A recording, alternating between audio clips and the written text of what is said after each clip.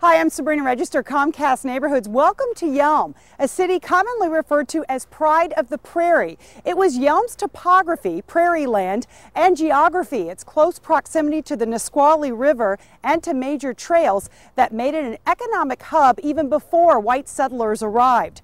Yelm's economy is no longer dependent on crops or on fur trading, but people are still drawn to this area. Join us as we explore Yelm and all it has to offer.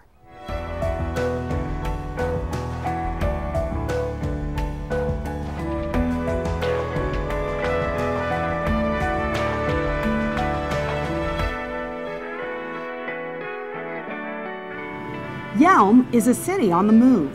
Yelm is really growing. We're the only ones who have continued to grow through the recession, and we're still growing every day. While Yelm's population grows, its small town feel remains constant. Our community is a very close community. One that was settled like many others in the Nisqually Basin, originally by Nisqually Indian people, and later British-founded Hudson's Bay Company, in hopes of gaining exclusive control of the fur trade in the Pacific Northwest. But the distinction of Yelm's first citizen goes to American settler James Longmire, who made the long journey west from Indiana with his family in 1853.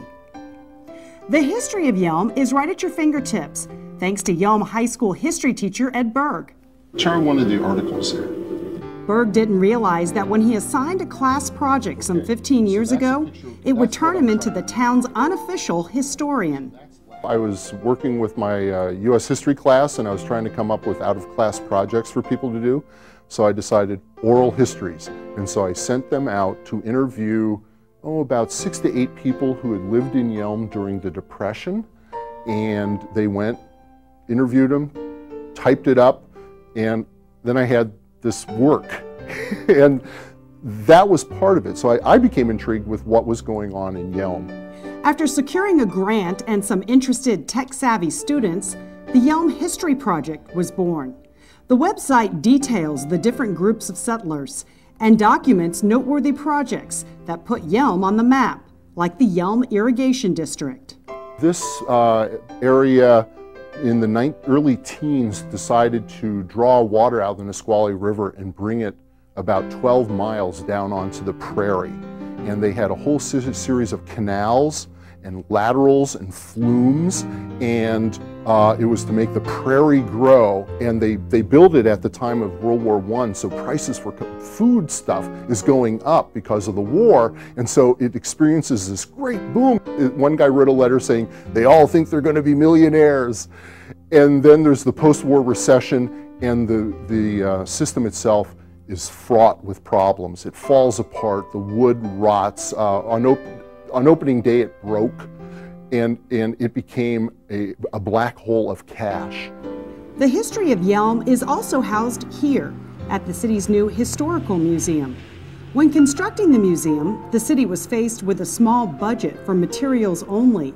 Yelm Mayor Ron Harding credits the volunteers with finishing the project and maintaining the museum.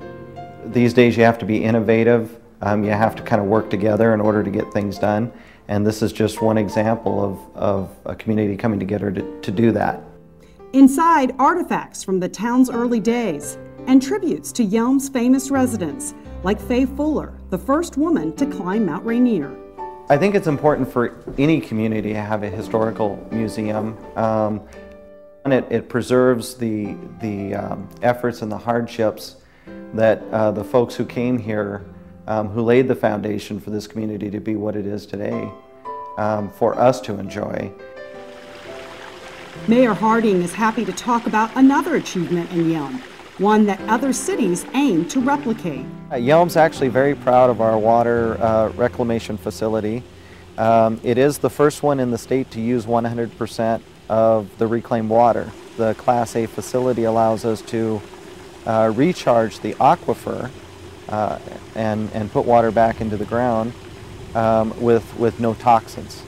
Once the water is purified, it is repurposed to irrigate fields at Longmire Sports Complex, along with schools, parks, churches, homes, and fire hydrants. And the reclamation facility is not just good for the environment, it also allows this growing city to extend the life of its drinking water.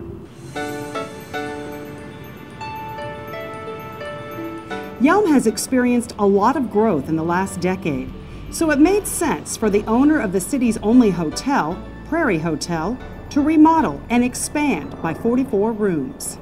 Contrary to belief, there's actually quite a few huge companies that are based here or around here. We get all of the corporate people that come in for Walmart. Lasco, actually, their corporate plant is here. They make bath supplies. We get a lot of people from the Ramtha School of Enlightenment that stay here. We have a lot of friends and family, basically from here to the mountain or here to Puyallup, that they all come and stay with us. Each room at Prairie Hotel now sports a large flat-screen TV, refrigerator, and other comforts to make you feel relaxed when you're away from home. The owner more sees it as a community service to supply all of these things. She wants people to feel comfortable when they come to visit their families.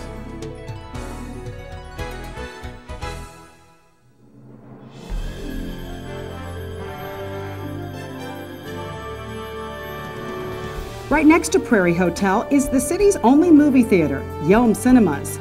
It delivers epic entertainment with 8 screens, digital sound, and stadium seating. With real butter on the popcorn and a friendly staff, it's the little things that have made a big difference in keeping this independent alive and well in this age of theater chains. The theater is getting ready to celebrate 10 years. Being an independent gives us a little bit of steering room to be able to take independent films or films on request.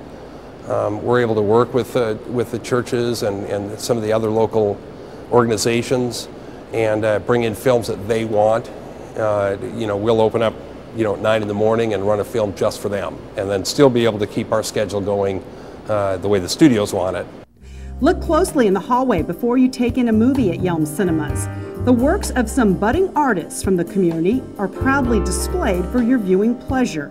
It's just one more reason the people of Yelm feel connected here.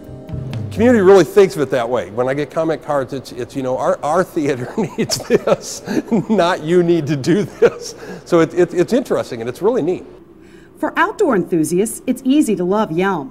Mount Rainier Park is just 45 miles from here, and a popular trail is just steps from the center of town. Yelm is the beginning of the Chehalis-Tenino Western Trail. So the trailhead starts in Yelm or ends in Yelm, however you want to look at it. And the city has actually furthered that project north of the trailhead and continued additional trails. Yelm also attracts women and men on a mission, and they come from all over. We had one gentleman that would come every 2 years from Germany. They come in search of fabric, and here at Gigi's Quilts, they are not disappointed. We have about 14,000 bolts of fabric. Gigi's has been around for more than 3 decades. It's a family affair these days. Gigi's granddaughter and daughter help her in the store. They see lots of customers, including that man. You heard right, a man from Germany. He did quilting.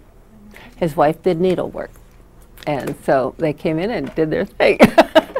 Gigi says her business could have taken off faster in a bigger town, but I'm very fortunate and I like it here. And people do come, from just wherever. And it's not that far off the freeway, so it's not just a hop, skip, and a jump. Not far off the beaten path, but far enough away for one to indulge in exploring this great town. For Neighborhoods, I'm Sabrina Register.